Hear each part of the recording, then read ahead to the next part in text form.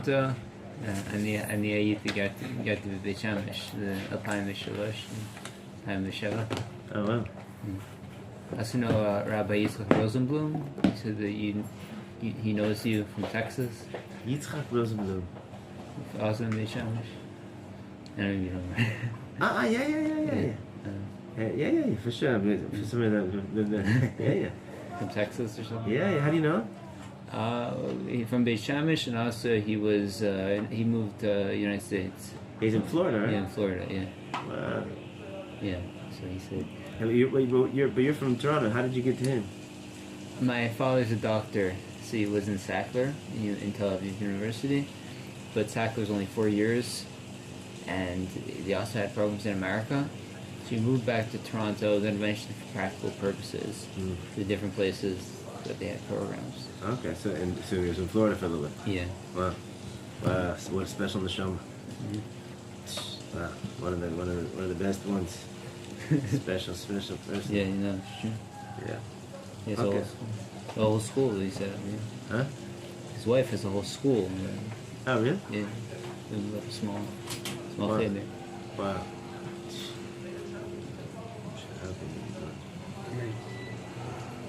Okay, gentlemen, in the gray books we're on page 98. And in the green books, we are, maybe someone passed you that one right next to y'all. Is the green? This is the green one. Oh, which Let's part?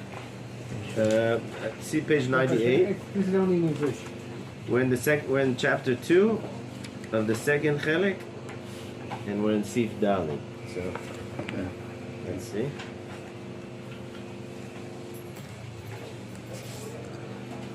Vahine? V'omnam.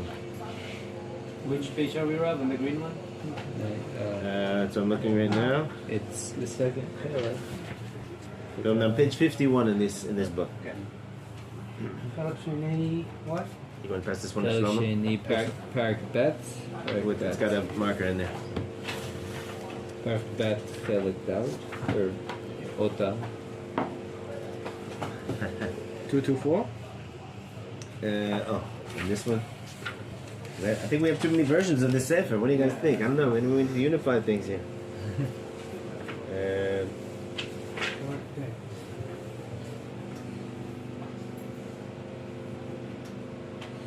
This is Look at that.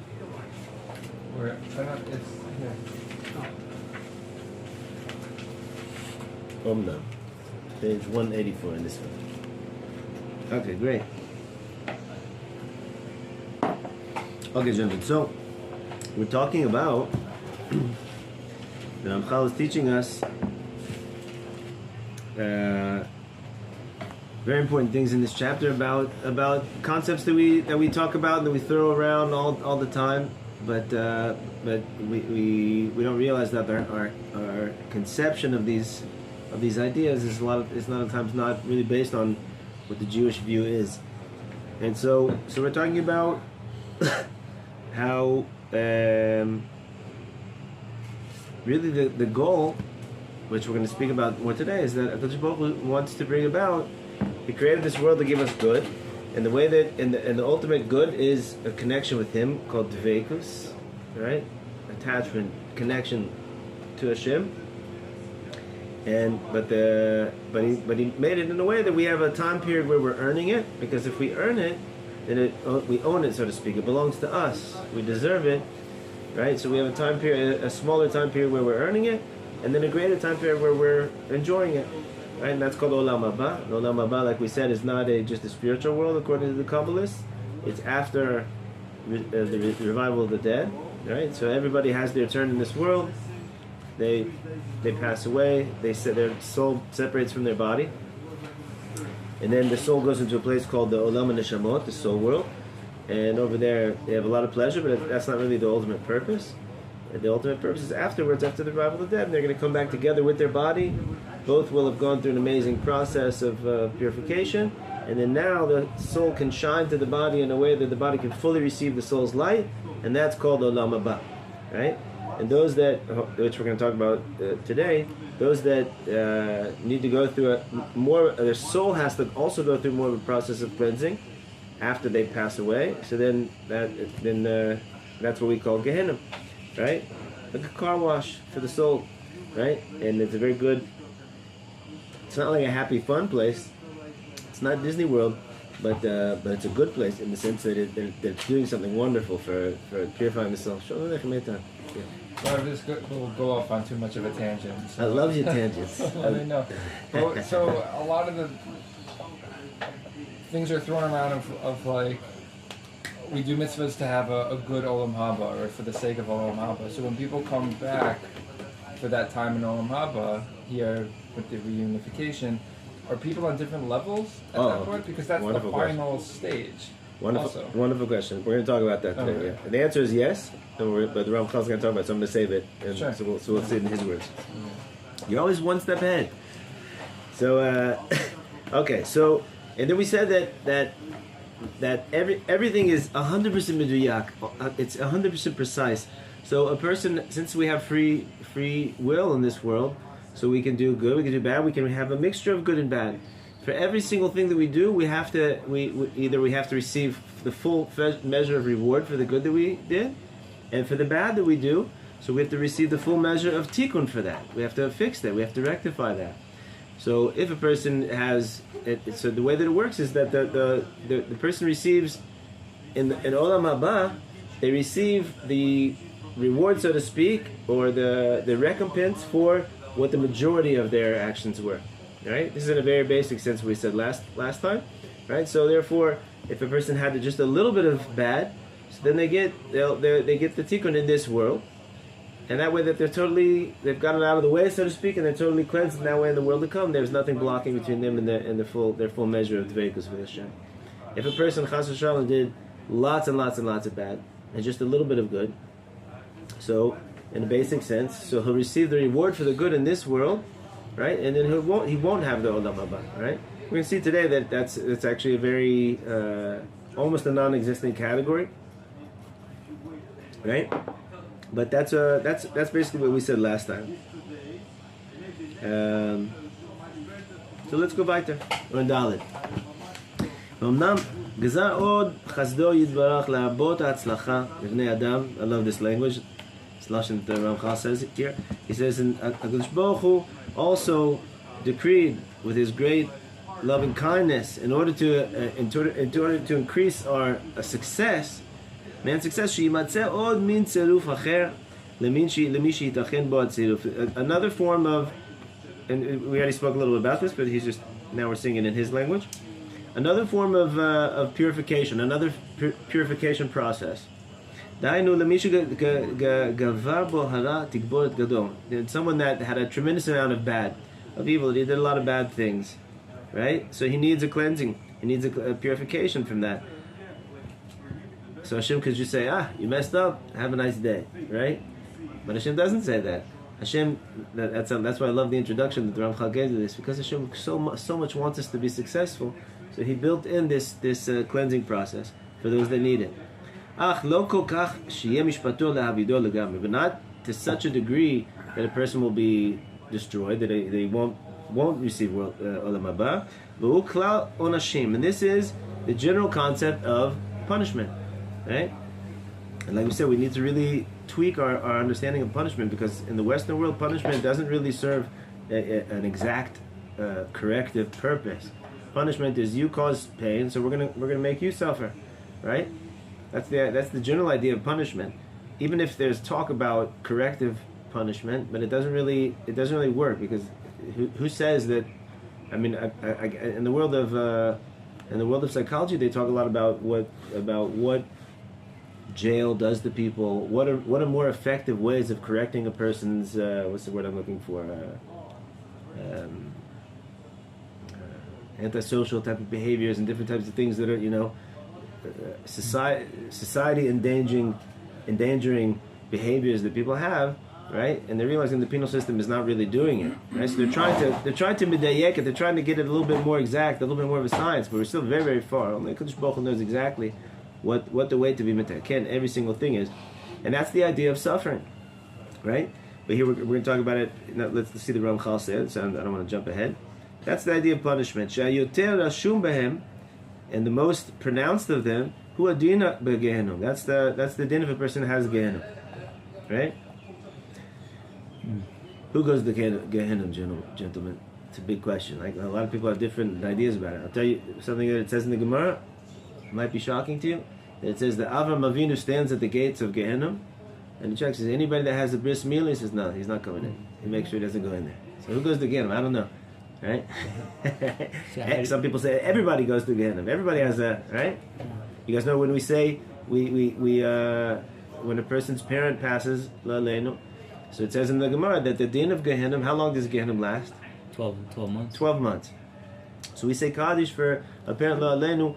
We say it for 11 months, right? Some people say for 11 months and then they stop for a day and then they continue saying for the full 12 months. But the idea is because we don't want to say, we don't know, when we say Kaddish, we're helping the soul of our parent to have an aliyah. It cleanses them. It does a wonderful thing for their soul, right? And so we do it for the whole time that they might be chas v'shalom in going through their Gehenna, right? But we don't want to say that they're going to have the full measure of 12 months of Gehenna. So we stop at 11 months. That's the idea of saying Kaddish for 11 months. You guys have seen when you go to a cemetery, people put rocks on top of a kever. Do you guys know where that comes from? I remember hearing it's because it was more of a negative thing, as if to say they should have been stoned. You know, so you put The source is if a person dies, this is the halacha. If a person dies in nidui, that he was excommunicated. Right? A nidui is a form of halachic excommunication that in certain cases a person is required to do it. We're required to do that to a person, right? That itself, it's not just because we hate you or are mad at you, it's because that itself is a cleansing process for him also. There's no such thing as pain that comes into this world that's not serving a beneficial purpose for the person. It's supposed to purify and cleanse them. If he dies and he didn't do tshuva in his nidui, and he never was accepted back into the community, so the din is soklim at I don't know, right? Mishnah says that we do skila, we throw rocks at his kever to atone for him. It's an atonement for him, right? So we don't go to the cemetery and throw rocks on the kever chas v'shalom, but we gently put it on there, and as a way of saying, if there's any cleansing, any atonement that this person needs, this should be an atonement for them. So it's a difficult concept in a certain sense, but it's a beautiful way of like when we go. I'm coming here to daven. I'm coming here to if it's a kever of a tzaddik, let's say I'm davening in the merit of this tzaddik. I want to help. Also, if I can help in any way, or if it's a parent or a loved one, I want to help them, right? Which is an amazing thing about the relationship that we have with past loved ones, right? So we just want to do good for them. Yeah. I watched a video at a museum in Hebron. In the video, it seems to indicate that the stone also symbolizes the passing on of traditions from because stone is Evan, like Aleph, Bet, Nun, Abba, Ima, Ben, Bat, Nechet, Nechedas, passing on of heritage. Right. Yafeh. That's a nice idea that was added later to the other kavanas that people added to it, but the original source is really that, right? Another idea, as we said, we're continuing building the edifice that they started building in their life, right? So, but all those are later ideas, and the original custom really comes from this, right? So who goes again? So on one hand, we say Kaddish for our parents, even if our parent was a big tzaddik. We don't, if someone was a tzaddik gamur. The only person that I know about that it says that was ever called the Tzaddik Gamur in the Shas was Nachum Ish Gamzu, right? The famous Nachum Ish Gamzu L'Tova, right? One of the rabbis of Rabbi Akiva. He's the only one that I know about that's called. I might be wrong about that, but the only one that I remember, it says he's for sure the only one that they called him to his face, Mipnei Shata Tzaddik Gamur Ata, and he didn't argue, right? So, but even his children, I'm sure said Kaddish, right?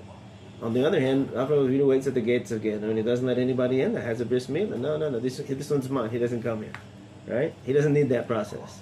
He doesn't need this cleansing process. He's right. But we have all different kinds of very interesting teachings about Gehenna. We don't really know how to make heads or tails of it all, gentlemen. And the Ramchal is going to explain tell us a little bit later. We don't really know. But in any event, we need to understand what's going on here to the degree that we can. So the most pronounced of all of the punishments, the world of punishment, which is a cleansing thing, is Gehenna. And the idea is to punish the person according to his sins,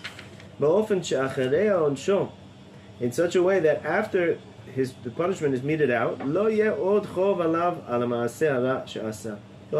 won't have any obligations left upon him to pay, so to speak, about regarding the sin that he did, the negative thing that he did. Right? He cleans his slate. And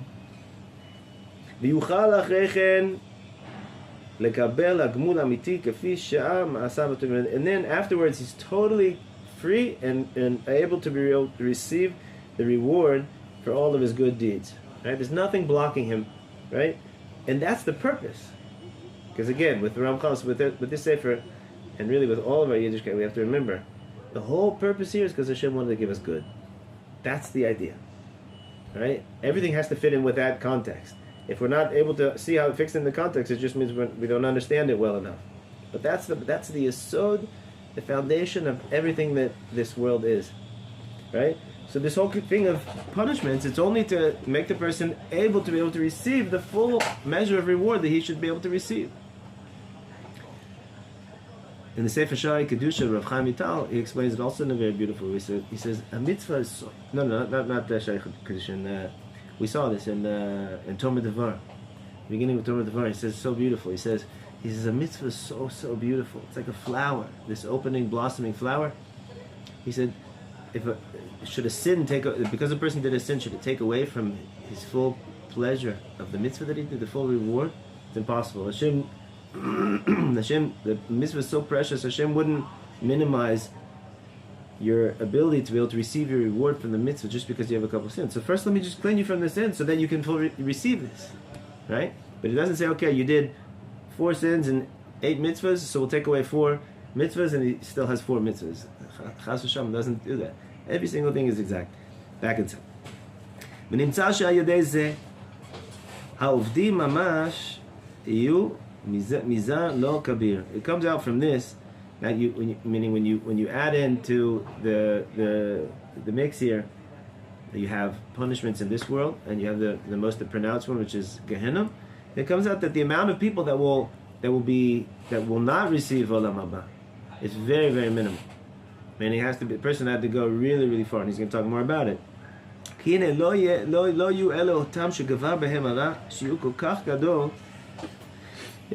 That's only talking about a person that just gets cut off and he doesn't have Olam Haba. That's only talking about someone that the evil was so overpowered in them. That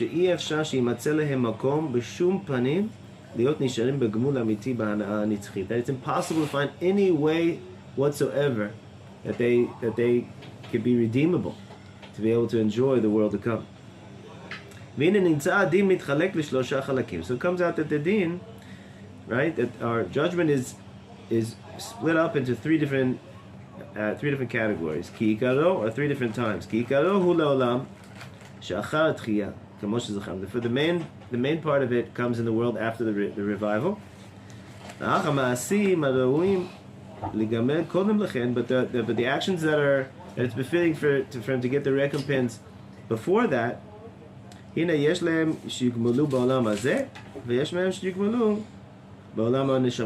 of them will be recompense. What's the word? Like paid, repaid. Dealt with, whatever it is in this world, and some in the world of neshamas. And the world of neshamas is the waiting room world of neshamas. That's the good, happy, similar to Olam Haba waiting room. And then there's also the world of Gehenna, right? Which is a temporary process that the soul has to go through, for those that have to go through it, right? The Ramchal is making it, like he's such a scientist. He really, he simplifies it as much as possible. But really, there are some other types of experiences that a person can have in the soul, in the world of the souls. But we're not going to go into those right now. It's important, if you ever hear about them, it's just different experiences that a person has to go through that for cleansing. אוקיי. אכן, משפטי הדין הזה בפרטיו איננו נודע... יונה יוסף? אכן משפטי הדין הזה בפרטיו, this is a really important sentence here, the details of all this justice system, how it works out, how Kadosh Baruch Hu judges us and sets it up, איננו נודע כי אם לשופט אמיתי למדו. It's not known. The only one that knows it is the true judge, Kadosh Baruch Hu, knows it exactly, right? Like I said earlier, if we're trying to figure out how we can make the penal system look today a little bit more accurate, to be helpful to, to, what do you call it, to lavri,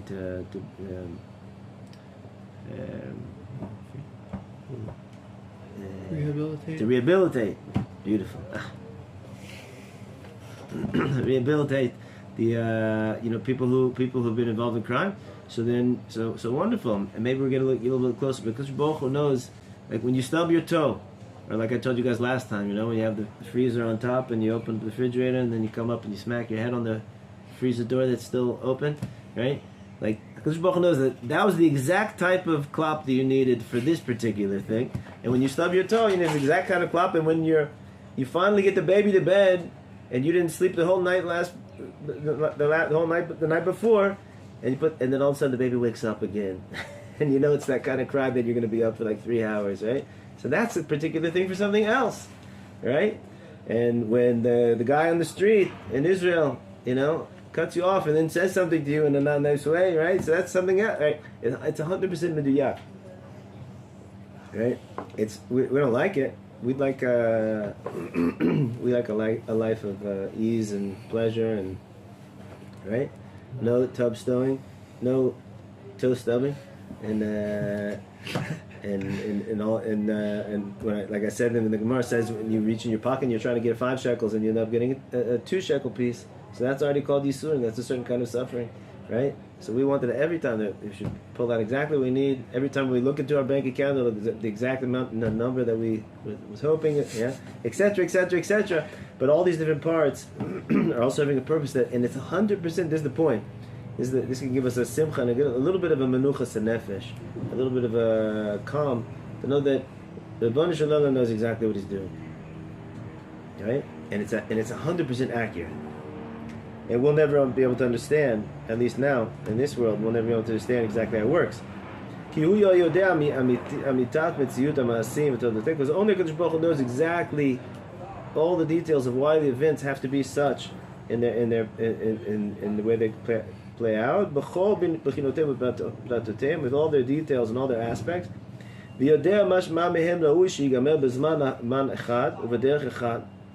HaKadosh Baruch Hu knows exactly why this has to come out for this person in this time, and it has to come out in a different way for them in a different time. What do we know? We just know the general rules of how it works, right? That's what we have passed down, right? And it's interesting why we have to know that.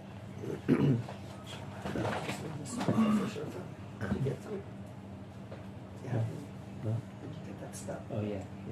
Oh. So it's an amazing thing. Why doesn't Hashem tell us all the details? And why did we have passed down the general rules? What do you guys say? Hear the question? Repeat the question. We have passed down, HaKadosh Baruch Hu passed down to us through our tradition, the general rules of how it works. But all the details, right, we don't know. So it's interesting, right? The basic answer is that the only things that we have passed down are things that are relevant to helping us fulfill what we have to fulfill in this world, right? I'm going to say it again. The reason why the Torah Kedosha, the Torah doesn't tell us all. It's not a history book. It doesn't tell us all the details of history that we would love to know, right? And that would be so interesting. It tells us the ones that are relevant for us. These are the ones that you can use, right? Think about Yitzchak Avinu, Yaakov Avinu, Avram Avinu. Each one of them lived so long. There's so many things that, imagine if you could be in the base medrash with Yaakov Avinu for like 1 week. 1 day. 1 day with Yaakov Avinu in the base medrash. Imagine, right? You get to be the mishamish. You get to be the the Shamash of Avram Avinu, just with how much you would learn, right? How much you would observe, right?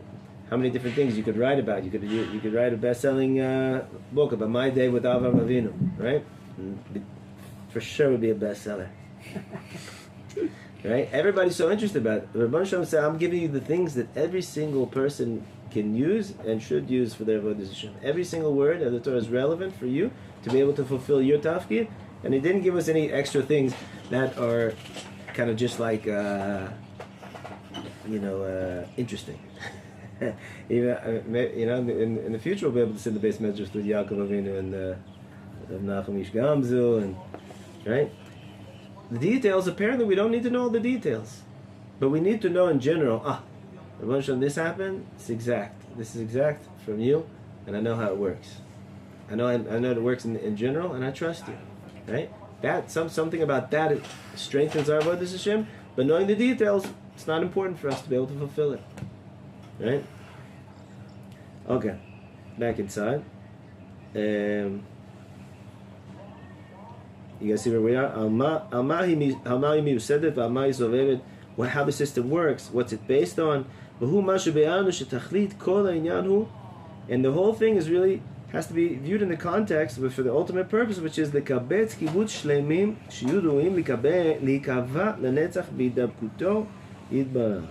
is in order to create a perfect society of complete, perfected individuals that can be established permanently in a situation of devekus with Hashem Yisbarach, which is describing Olam Haba, right?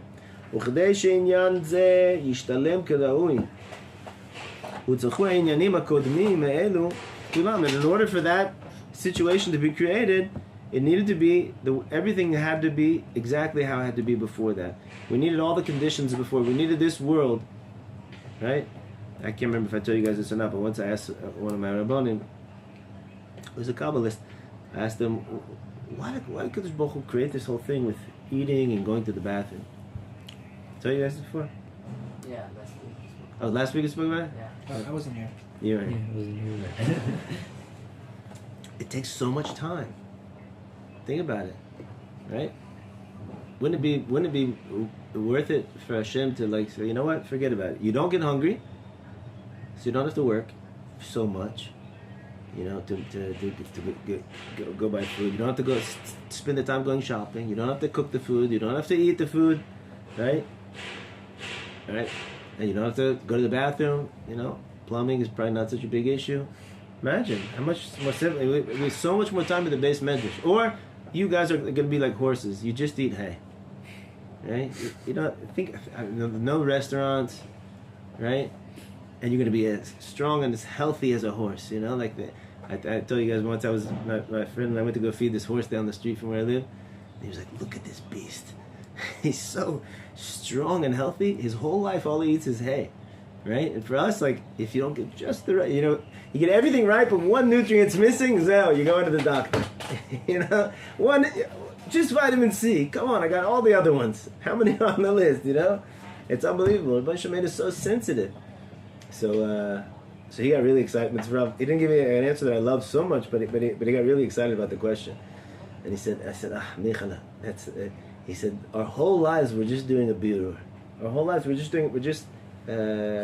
clarifying. We're picking up the sparks, in the food, and then we have to expel the klipas, and it's just an analogy for what we're doing all of our life. So right. So I'm sure there's a lot of other reasons. I can think of other reasons of why Kadosh Baruch Hu, but on a general sense, Kadosh Baruch Hu, in His infinite wisdom, saw that this is the exact perfect situation for you to be in order to be able to achieve what you're really supposed to achieve in this world. If I could just work a little bit less, I wouldn't need to, right? This is what's good for you. But I thought Torah is what's good for me. Learning Torah, I'd have so much more time. No, that's right. It's better for you to be in this exact situation where you actually end up learning less Torah, but you have to involve yourself in these things, because all this together with every single detail is perfectedly the system that I have chosen and that I've created in order for you to be able to achieve your purpose in this world. Right? It gives a lot of chizik to put it in that context, and to think about it in that way, right? Sometimes we have gripes, right? Silent gripes against Hashem about why the world is like this or why my life is like that, right? When Hashem, He knows exactly what He's doing, right? It's not a mistake, right? The government can make a mistake; they can overlook people. Humans can overlook people. Kadosh Baruch Hu doesn't overlook, right? Okay, hey. Is everything? Either everything's totally confusing today, or everything's very, very clear because you guys are pretty quiet today. Okay. I always heard that Gehenna, everyone goes to Gehenna because it's supposed to be a mirror on any bad thing that you've ever done. As long as you did something bad, you just like if you get your clothes dirty, you need to get them clean. That's not necessarily the most pleasant way. Right. So if that's you do something bad. It's just the consequence of right. So there are Sfarim that say like that. The Ramchal is saying that there's a whole slew of ways of purifying us. Some of them are the suffering that we go through this world. Some are the suffering that a person endures in tshuva, and in the pain that he experiences in his regret over doing the things that he does, and the intensity that he commits himself to doing good.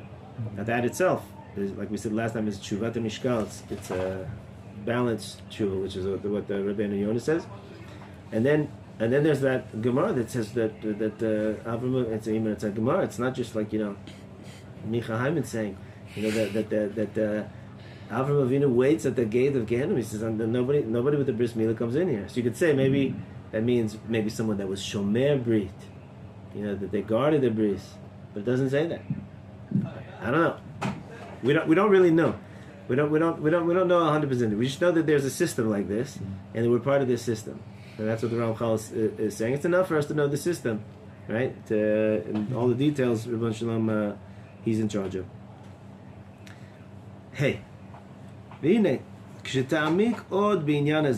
we go a little bit deeper into this idea, תראה שמלבד היות עניין זה נמשך על פי המשפט והדין, כמו שצריך, more than just that this is the system of divine and perfected justice that Hashem has created, as we said. But it also, I'm not exactly how to translate this line. It also is founded on the reality of the creation. Let's see what that means. We already explained in the first section that good deeds, mitzvot, and good deeds that we do, ma'atzimim em ba'adam. Now this is an interesting word that he uses here.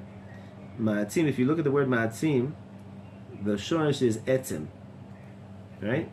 Mm-hmm. So to integrate, when we do ma'atzim tovim, they become integrated into us. They become part of our essence, right?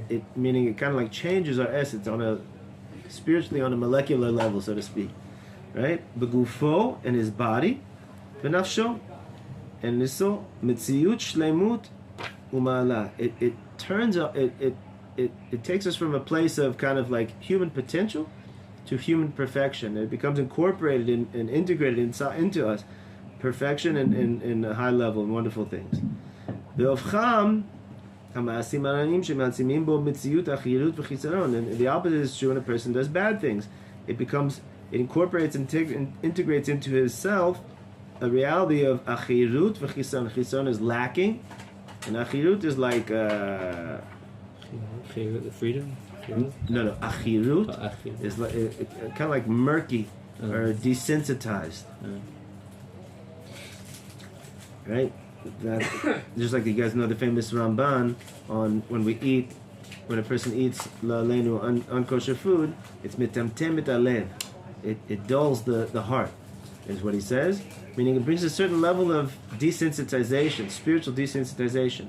A person eats kosher food, so what's the difference? The nutrient content is the same, right? What difference does it make if the gelatin comes from an animal bone or a fish bone? What difference does it make? It's the same thing, right? So it's a spiritual thing. This one allows our heart to be sensitive to spiritual things, and this one dulls the heart, right? So too, that's when a person does a lot of bad things. So it brings a certain desensitization to his whole being, right, and a coarseness to himself. והכל בשיעור מדוקדק כפי מה שהם המעשים, and all this is 100% exacting and precise according to the actual deeds that a person does. לא פחות ולא יותר, not less and not more. והנה, האיש הצדיק שהרבה בעצמו שיעור גדול מן הזוהר והמעלה. A person is a tzaddik, and he does a great amount of, brings a great amount of light into himself. אך מצד אחר, מפני מיעוט מעשים הרעים שעשה. But on the other hand, he does have a little amount of bad things that he did in his life. הנה נמצא בו תערובת קצת חושך ואחילות. And he has a little bit of desensitization and darkness mixed in with all the with all the light that he's got, that he attained. כל זמן שיש בו תערובת הזה, איננו מוכן והגון לדבקות ביודבח. So as long as he still has a little bit of that bad mixed inside of him, he's not really fully ready to be able to receive the light of dvekus with Hashem. Okay, and this is why in this world, dvekus with Hashem is something that we have to really, really work for. Whereas, opposed to Olam Haba, the whole essence of Olam Haba is dvekus with Hashem, right? Because in this world, this is a world of birur. This is a world of clarification of working through the mixture of good and bad, not just in ourselves, but also in the world and physicality. Like you guys remember from the beginning of the Sefer, how after the sin of Adam HaRishon, so the nature of the physical became very much more coarse and much more base, right? And it blocks the spirituality much more than a totally different way than it did before the sin of Adam HaRishon. So in Olam Haba, after our bodies are, and the world is going to go through this process of purification, rectification, so we'll be able to receive the light of the souls, like I said at the beginning of this year. Now we said one more sense, and the world also was not going to block from us, right? But so back to what we're saying, that the person, when he has a little bit of the bad mixed in, even though it's majority good, he's still not a perfect vessel to receive that dvekus with Hashem. And therefore he has to go through that purification. And that's right. He's just explaining this on a personal level now, as opposed to the conceptual level before. And that's what a person experiences, all the different kinds of suffering that he has in his life. That Hashem made the power of the Yisurim. There's something about the Yisurim, this magical element that they have. It takes away some of that spiritual desensitization. Right? It's an amazing thing. Right? Hashem built that in. We're talking about a person who did the majority good. He's got a little bit of bad mixed in there. So the suffering that he receives in this world, that all that is a way of like wiping away that desensitization. It's resensitizing him. Right? A friend of mine, I've got this friend, I've told you guys about him before, Rabbi Yiftach. Big white beard. He looks like kind of like Eliyahu Navi, how you would imagine. And a deep person, and a very big Torah scholar.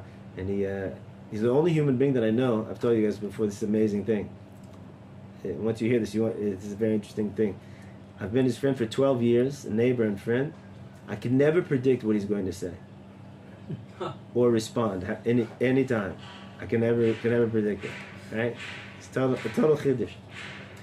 So the other day I went to go visit him, and I said, "How you doing?" And he said, "I was sick. I was sick for a couple of days." I said, "Oh, I'm sorry to hear." He said, "No, I started thinking. I think it's a good thing." So yeah, why? I said, I don't know. When you get sick, you start to think like, well, shit, protect me. I think I had better thoughts when I was sick.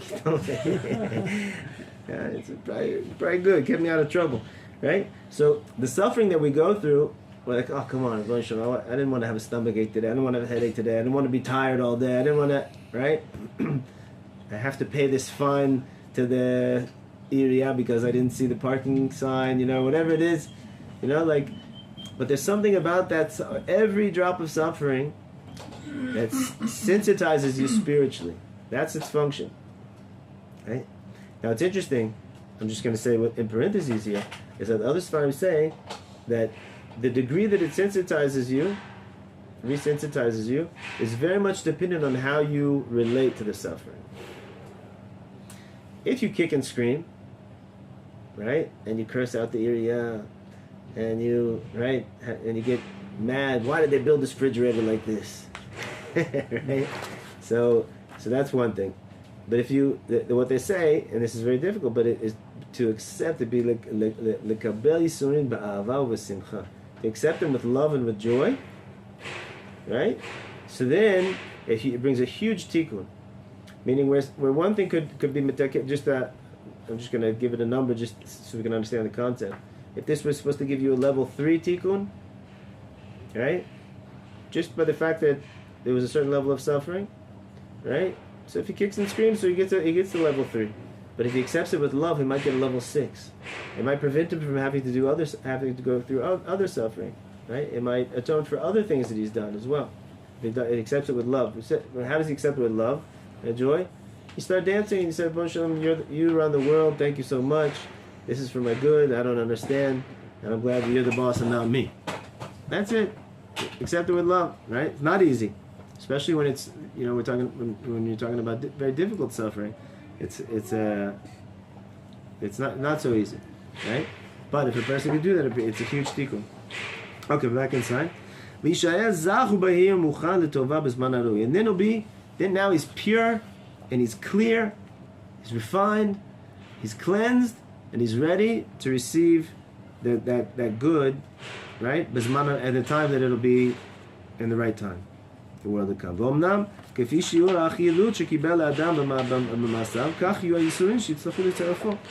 And the amount of suffering that a person has to go through in this world is 100% and exactly, precisely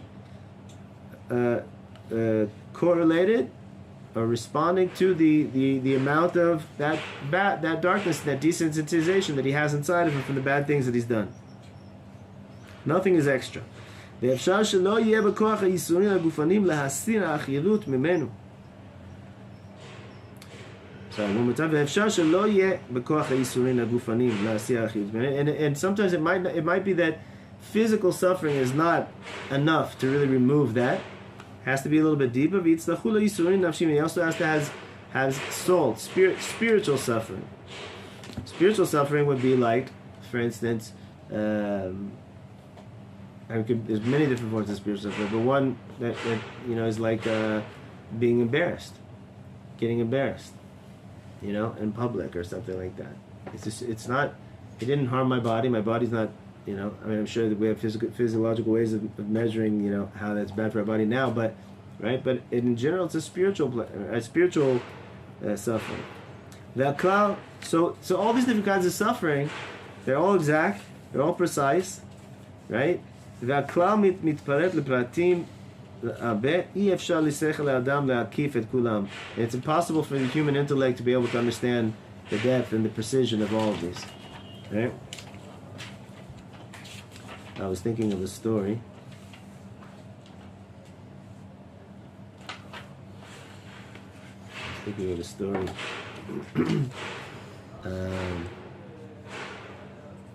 Okay, I can't remember it. Should we go on for another? Try to do one more paragraph, guys? Yeah. Okay, well. אכן, הרשעים הגמורים הם אותם שנתעצם בם בעוצם לא המעשה מהאכילות כל כך גדול וחושך כל כך רב עד שנשחטו בגופם ונפשם באמת.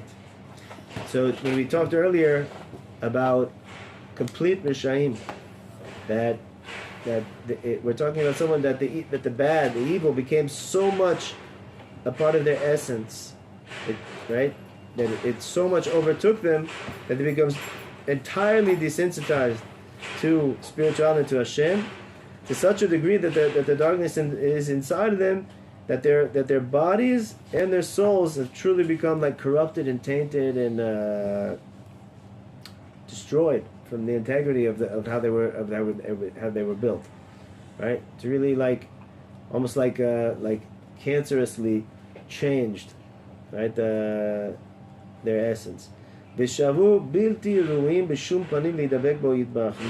a degree that it's impossible for them to be really attached to Hashem with Dvekus. In the future,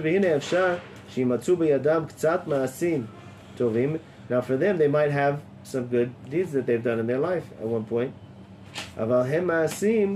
שבעלותם במאזני צדקו יתברך אינם מכריעים את בעליהם לצד הטוב האמיתי כלל. But HaKadosh Baruch Hu, in the way that only He knows how to measure, knows that these are not enough to outweigh in any way all the bad that they've done, that He would be able to bring them through some type of cleansing process, right? No, meaning that cleansing process that HaShem made, that there is such a reality that there's some people that they're just too far gone for that, right? Because of these few good deeds that they have, they're not quantitatively or qualitatively great enough to be able to push them through this whole process.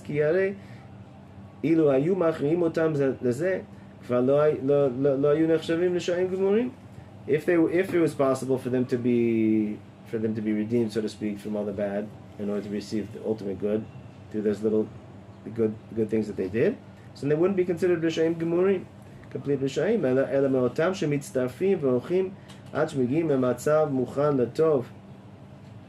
Right? He would be considered like the rest of everybody else, just on the lowest level, so to speak. That they have a lot of bad stuff that they have to get through to cleanse in order to get to the good. Achen kedei shelo tiyeh midat adin loka shishalu ma'asim elu bli gimur. But so Hashem doesn't say, okay, you know what? 99,000, whatever, bad things and like 2 little good things. He ate a kosher hamburger once in his life, right? So like he's gonna get all the mama. No, because Hashem says I'm not gonna erase the good from the record just because it's so overshadowed by all the bad. That wouldn't be he said then the midat adin, Hashem's midah of justice wouldn't be 100% pure if so.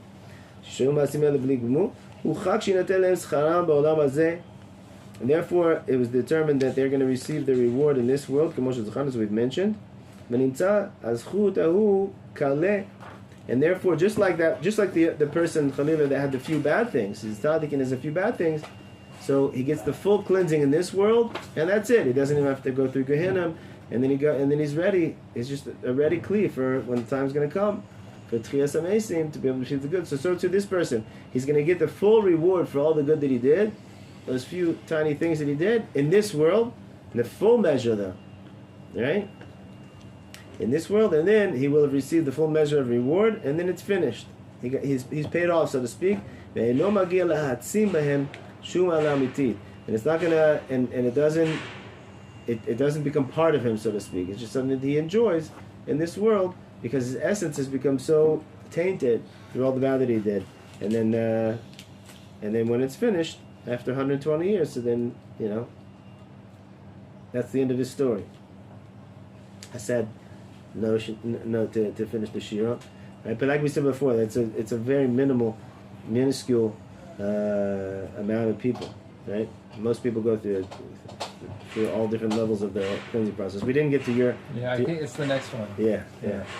But I was wondering, so we talk about that the pain that we experience is really for good, and then if you don't benefit, if you're not able to, then you're just annihilating so it's kind of like a chesed, not chesed, but is that process of removing those souls, is that a painful process? For who? For that soul that did the wrong? Or is it just like, no, you just don't exist anymore? Like, is it just like a... Right. Or is that like really painful for that soul that did all those things? I don't know, but I don't think that like it's like they're on the side watching everybody else have a big hoedown, in Olam Haba, because that in itself would be suffering. And Hashem doesn't have any concept of suffering just for a person to suffer. All suffering serves a purpose of cleansing. So if it weren't going to serve a constructive purpose for him, so but it's a shame, It's like I'll give you a shekel, at right now, or if you wait until tomorrow, I'll give you 1,000,000 shekel. I'll give you a billion shekel. It's a shame. So enjoy the shekel. I'll go buy some chewing gum. It's a difficult thing to have self-control to and to be able to postpone, to delay pleasure, right? For something that it's a challenge. It's no small challenge, right? But I hope that Be'ez Hashem, the idea that the Ramchal, the reason why he's teaching us all these things is really just to give us chizik and understanding, like contextualizing what we're doing in our Yiddishkeit. When you're doing a mitzvah, the way you relate to Hashem, the way you relate to the events of your life, right? The way you understand them. Let's not get frustrated about the suffering that we're enduring in this world. We realize that it serves a purpose. And let's not be scared of the process of cleansing that HaKadosh Baruch Hu gives us and puts us through, because it's a wonderful, wonderful thing, right? There's the famous story of the Rebbe Rayatz, the Mavch Rebbe, that when he was taken to jail and they pointed a gun at him, and he smiled, and they said, "This is funny to you? You think this is funny?" He said, "No." He said, "These don't work on me." And he said, "What do you mean? What does that mean?" An interesting line, kind of like a Rav Yiftach line, right? You couldn't expect that line. He said, "This works for people who have many gods, but just one world." He said, "But I've got one God in two worlds. I'm not scared.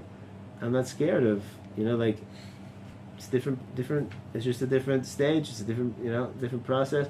Also, the way we relate to the passing, right? Passing on, dying, and the loss of loved ones, right? And our relationship with the souls that are no longer in their physical form in this world. It gives a lot of perspective and a lot of depth to what we're doing, and it helps us focus on and having the right perspective of what we're doing and how to relate to the mitzvahs, relate to the events of our life. Be'ez Hashem, take the chizik. Yeah.